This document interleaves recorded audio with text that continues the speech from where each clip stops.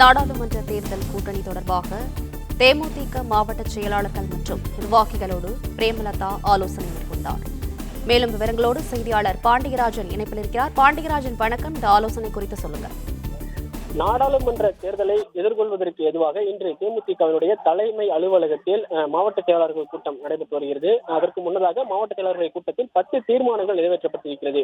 அதில் நாடாளுமன்ற தேர்தலில் இதுவரைக்கும் தேமுதிக கட்சியின் சார்பில் எந்த கட்சியினுடனும் கூட்டணி குறித்த பேச்சுவார்த்தை நடைபெறவில்லை என்கின்ற அதிகாரப்பூர்வ அறிவிப்பை தீர்மானமாகவும் விளக்கமாகவும் விடப்பட்டிருக்கிறது.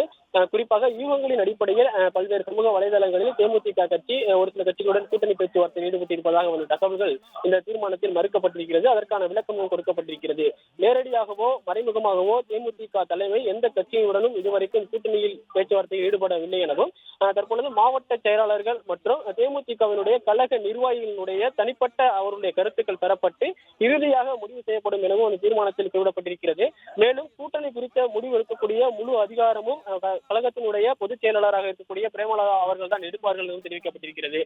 குறிப்பாக தேமுதிகவினுடைய தலைமை எடுக்கும் முடிவிற்கு மாவட்ட செயலாளர்கள் மற்றும் தேமுதிக நிர்வாகிகள் கட்டப்பட இருப்பதாகவும் இந்த தீர்மானம் மூலமாக தெளிவுபடுத்தப்பட்டிருக்கிறது. மேலும் இதுவரைக்கும் தேமுதிக சார்பில் நாடாளுமன்ற தேர்தலில் எந்த கட்சியுடன் கூட்டணி வைக்க வேண்டும், எந்த கட்சியுடன் போட்டியிட வேண்டும் என்கின்ற அந்த தகவல்கள் மற்றும் அதனை முடிவு செய்ய வேண்டியது தேமுதிகவினுடைய பொதுக்கழக செயலாளராக இருக்கக்கூடிய பிரேமலதா அவர்கள் தான் முடிவு செய்ய வேண்டும் என்று தெரிவிக்கப்பட்டிருக்கிறது.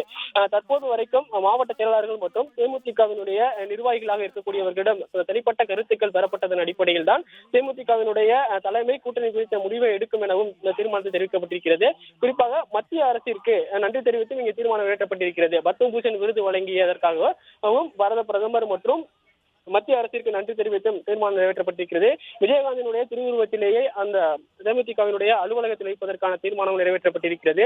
தேமுதிகவினுடைய அந்த 4 மண்டலங்களிலும் கட்சியினுடைய 4 மண்டலமாக பிரிக்கப்பட்டிருக்கிறது. அந்த 4 மண்டலங்களிலும் தேமுதிகவினுடைய அவருடைய அந்த பொதுக்கூட்டம் நடைபெற இருப்பதாகவும் தீர்மானம் நிறைவேற்றப்பட்டிருக்கிறது.